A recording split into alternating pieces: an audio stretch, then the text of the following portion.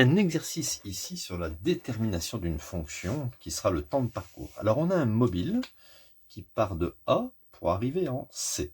C'est par exemple une moto et elle passe par le point B. On nous donne la vitesse moyenne entre A et B, c'est 90 km/h et une distance AB qui dépend d'un paramètre X.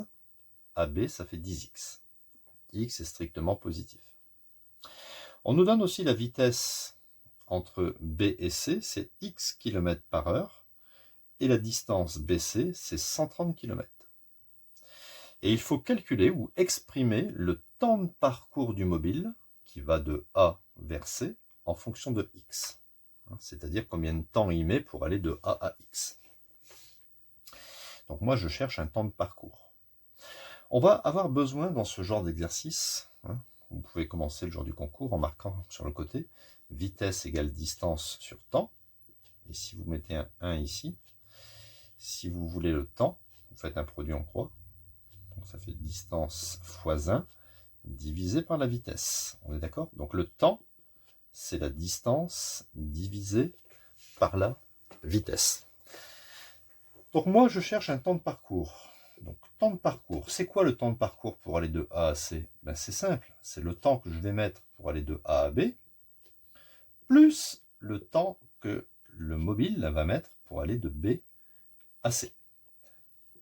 Alors, le temps pour aller de A à B, d'après cette formule-là, c'est la distance AB sur la vitesse entre A et B. Le temps que le mobile met pour aller de B à C, ben, c'est la distance BC sur la vitesse moyenne entre B et C. Oui. Donc, on obtient AB, ça fait 10x, la distance. La vitesse entre A et B, c'est 90. La distance BC, c'est 130, divisé par la vitesse entre B et C, c'est x km/h.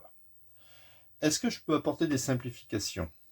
Ici, oui. Si je barre un 0, c'est un peu comme si je divise par 10 au numérateur et au dénominateur. Et j'obtiens un temps de parcours qui va dépendre de x. Ici, on ne l'a pas écrit, mais on peut l'écrire ici. Un peu comme une fonction de x.